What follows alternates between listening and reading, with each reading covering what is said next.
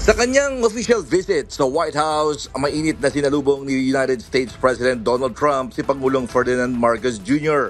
Ipinahayag ni United States President Donald Trump ang buong suporta nito sa independent foreign policy ni Pangulong Ferdinand Marcos Jr. sa kanilang joint press conference.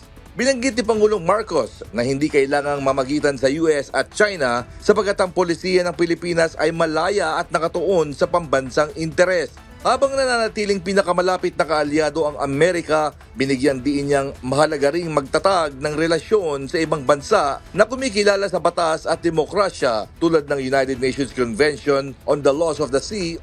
There is no need, in a sense, to balance, as you characterize it, to balance our relationship within the United States and China, simply because our foreign policy is an independent one. Ikinatuwa naman ni Trump ang posisyong ito. I think he has to do what's right for his country. I've always said, make the Philippines great again.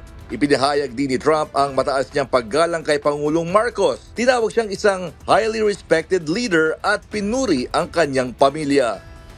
Well, thank you very much, everybody. It's a great honor to have President Ferdinand Marcos Jr. of the Philippines, a great family legacy, and highly respected in this country.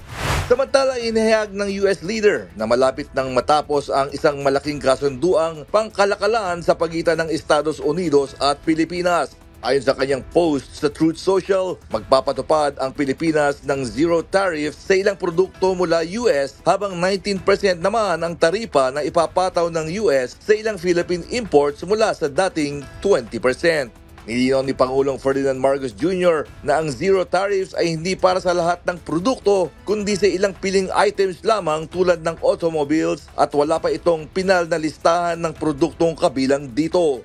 Binigyang din ni Marcos na ang mas matibay na ugnayan sa kalakalan at militar ay kritikal sa posisyon ng Pilipinas sa Indo-Pacific region. Inaasahan ang formal na paglagda sa kasunduan sa mga susunod na linggo. James Bontuyan, UNTV News. Sa Diyos ang aming sandigan, serbisyo publiko ang aming pinahalagahan.